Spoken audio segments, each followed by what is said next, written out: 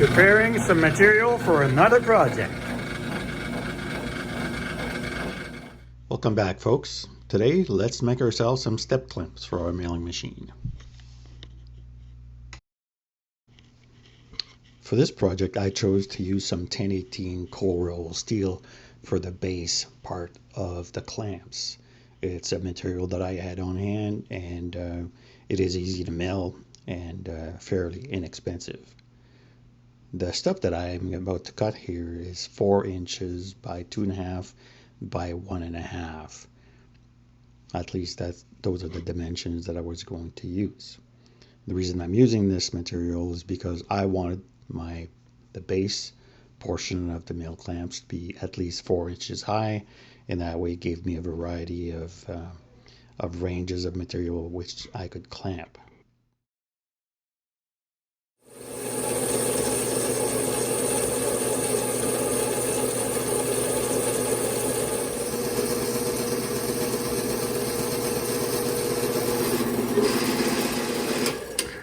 Now that's ironic. In order to cut the piece to make clamps for my mill, I had to make a temporary clamp to clamp down the piece to be cut.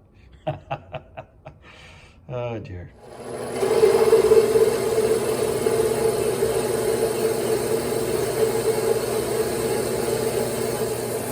I had to change my clamp setup. It was preventing my bandsaw from going downwards.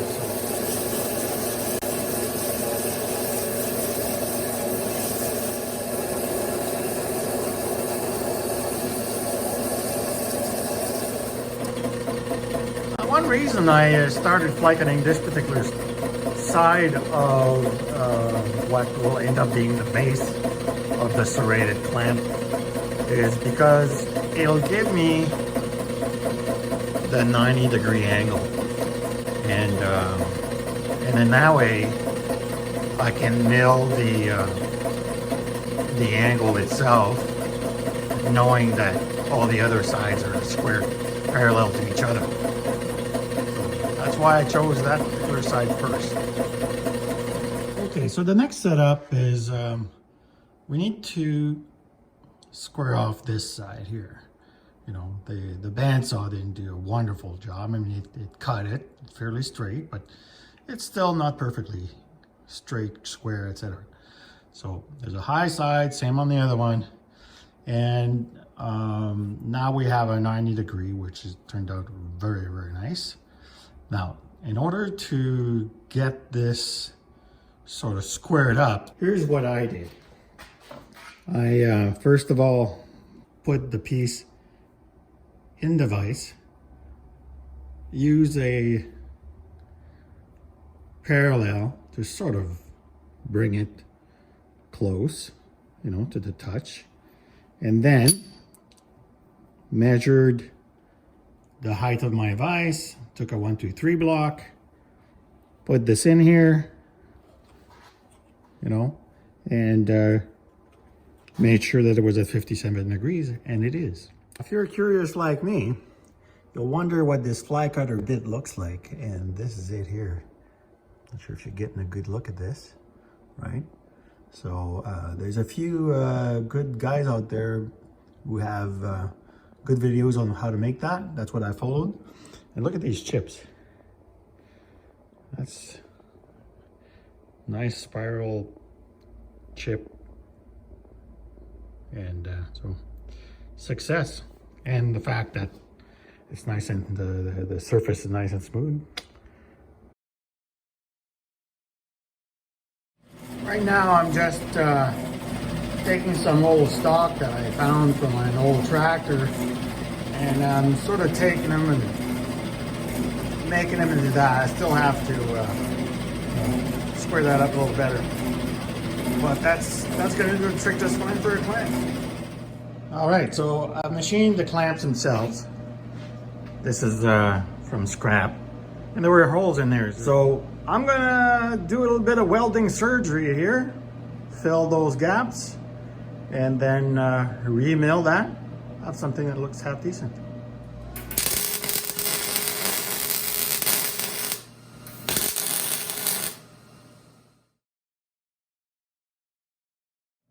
Okay, so to line this up, it's pretty simple because this, like I said, not all that critical. So I just put a parallel on top of my vice jaw, give myself some clearance. Just barely tighten it. I didn't really tighten it, just snugged it up. Now I'm going to take a screw jack,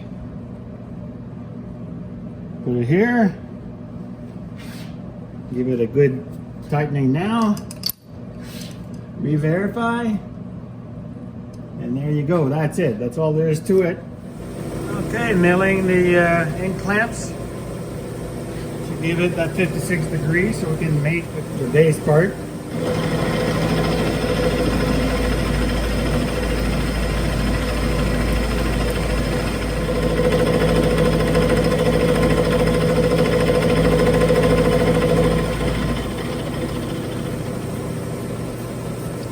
There you go, there's one done.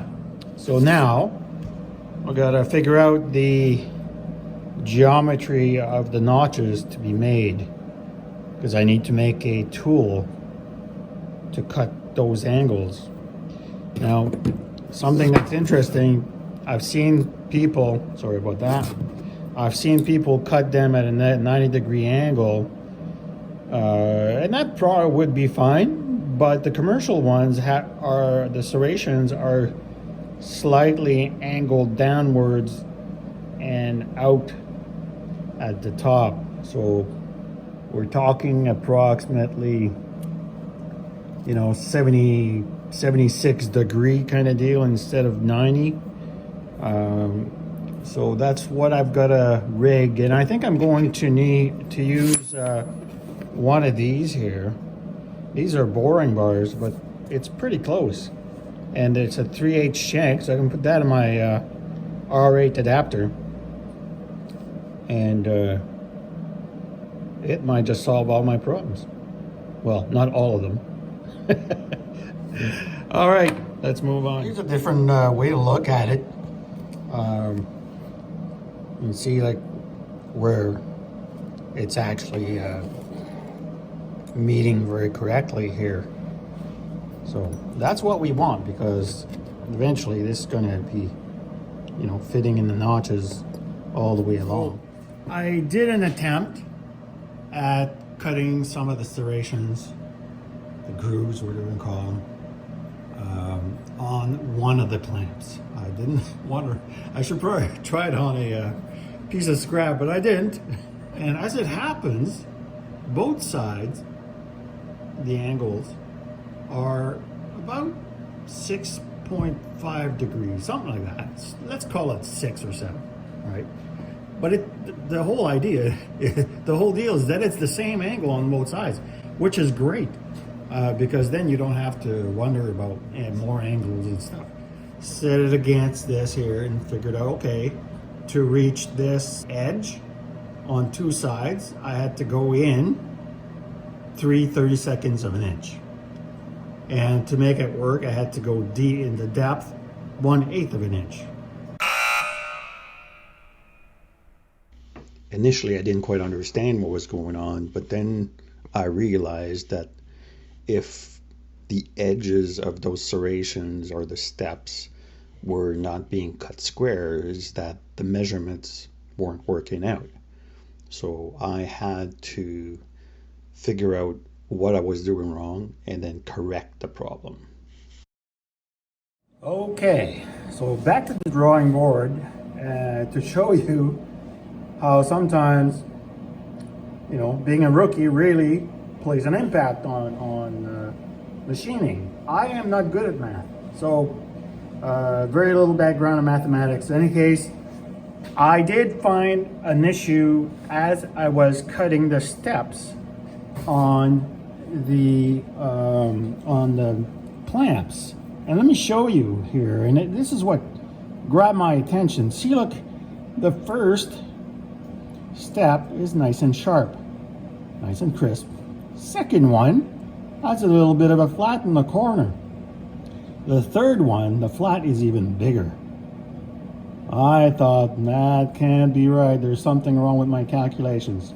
So I went back to the drawing board, and let me show you how I arrived at my calculations, and then we'll go back to how I fixed it.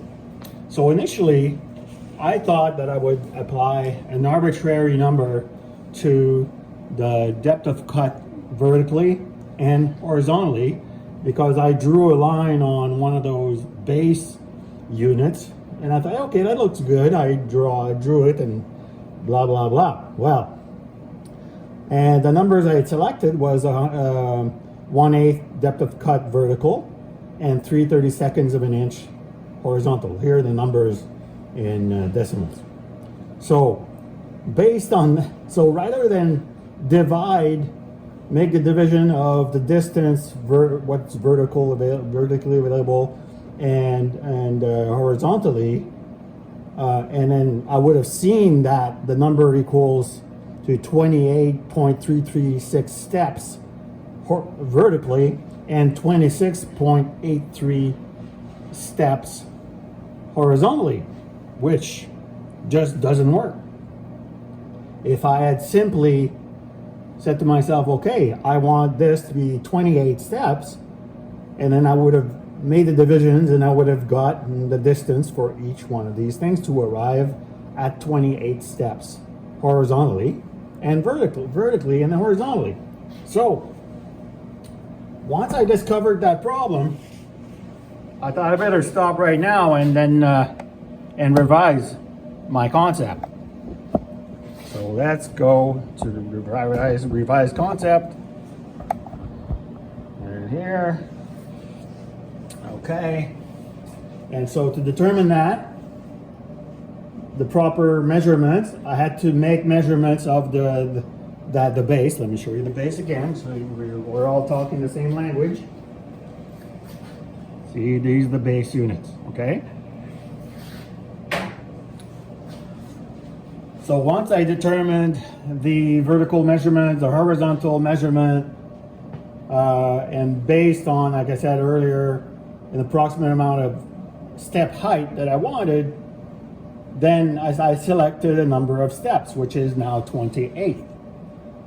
By doing that and dividing these numbers, the distances by 28, it gives me the exact distance to travel for each cut. So don't make the same mistakes I did. That's the thing with the lack of mathematical education, you know, the logical aspect of the concept don't always ring. So anyway, this is how it gets to be done correctly. Something else I wanted to clarify and show you in better light is that these serrations are angled because of the cutting tool geometry. See? So when the clamp, which will be sitting horizontally, when the steps and the clamps, the serration on the stamp, when the serrations on the clamp latch on and mesh with these steps, they will naturally be driven down and back. See, look. Now, like I was mentioning in one of the other clips, a lot of people are cutting these at 90-degree angle, but you know, it doesn't give this particular effect when the clamp is pressured downward. I think this is a good thing, and this is probably why the commercial versions are made in this manner. So I thought I should show you this. All right, now I am cutting the base serrations, and so far so good.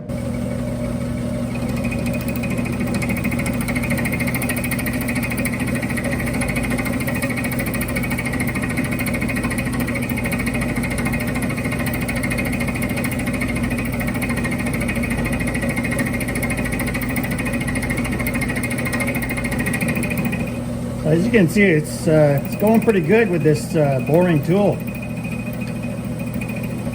That's two really nice angles, provides positive grip as the weight bears down.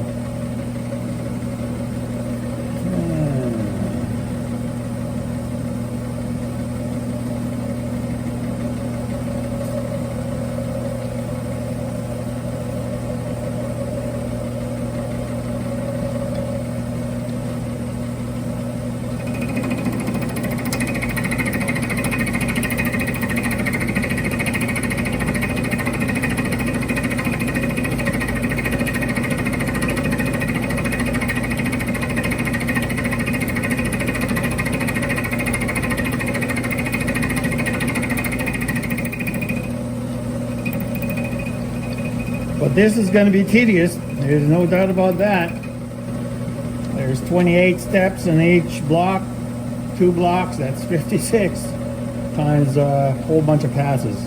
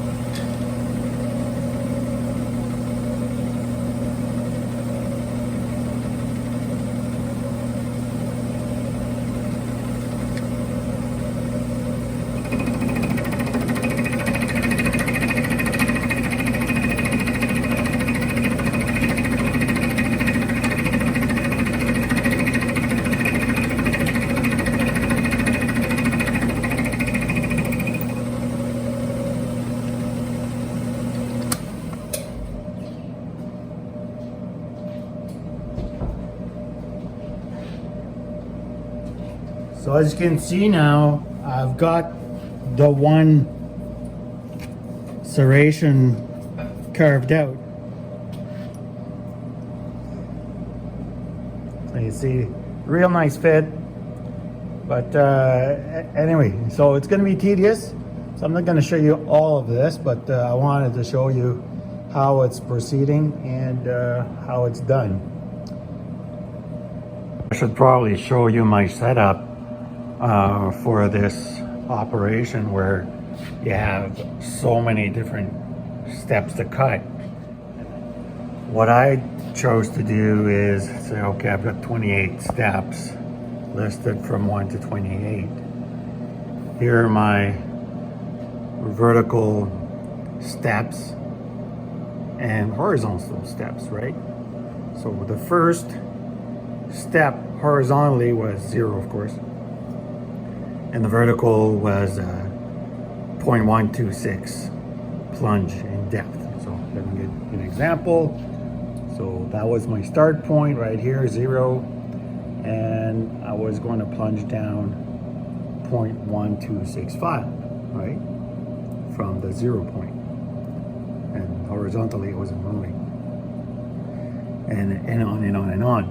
That's what I did. Works for me. Just set it up on a little stand beside the mill, and then I can insert the numbers as I go. Just a little tip. Okay, so I've got the first serrated base completed, and it went pretty well, except for the last one where I chopped off a little early. But anyway, it's important to put a stopper on one of your vice jaws, because that way we can just take this part, because it's identical, we'll put it here, be able to repeat the same sequence, starting at the same place. So, and you know, there's not a lot of clearance between the spindle.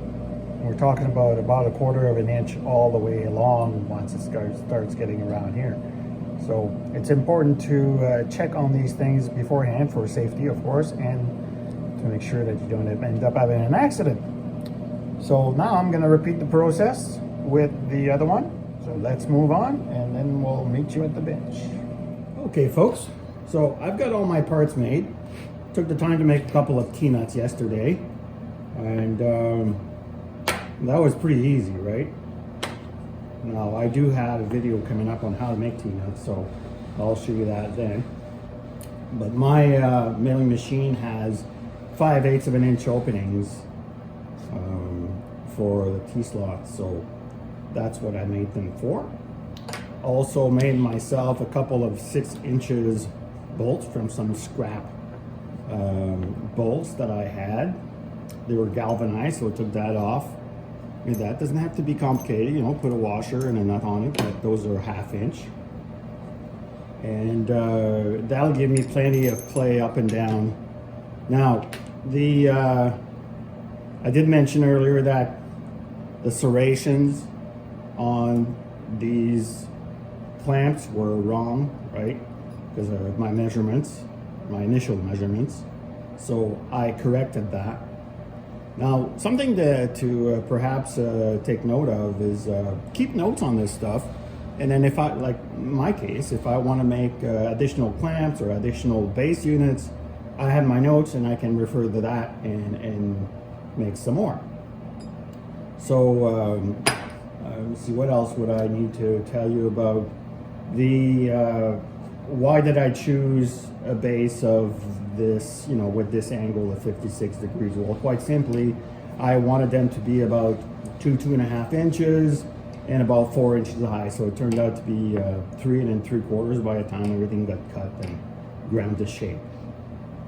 So this way, if I have a piece that's about 3 inches, I can actually clamp down on it. So that's in this regard. Now, the other things, the tool geometry, I told you about that a little bit, you know, and as you can see, I did break one, right? Whoop-de-doo, they're cheap. And it's not me, it's a single point tool. So it broke at the very last couple of steps to be done. But they're all the same, 3/8 shank. And they all have the same angle of about 6 degrees, so they're interchangeable essentially. You just got to make sure that you have enough length to clear your spindle of your mill right down to the part. So that's that. So let me show you how these actually work on an actual piece of material on my mill. All right, so I've got them installed on my mill, and instead of boring you with putting them on and stuff, which, you know, it's a no-brainer, there's only a couple of things to remember for us newbies, is that the back of the clamp always has to be slightly higher than the actual clamping portion. So you see, I don't have them super tight, and there's no way this would move. I've encountered a couple of occasions where I needed to have clamps on my mill, and I didn't have them. It was a real pain in the bum. So make these suckers for yourself. You know, yeah, it's a little bit of work, takes about a week. You know, mind you, I had to plan and discover how to do it correctly. So with these plans, and I'll post a PDF file or something, and then you should be able to make your own. I used, these are all made of the scrap. This is all 1018 steel. This, and other than that, like, this is scrap. This was a spare material that I had. Same with the T-nuts, scrap. So I hope you enjoyed this video. If you like what you see, give me a like and subscribe. I'd love to hear your comments. Take care.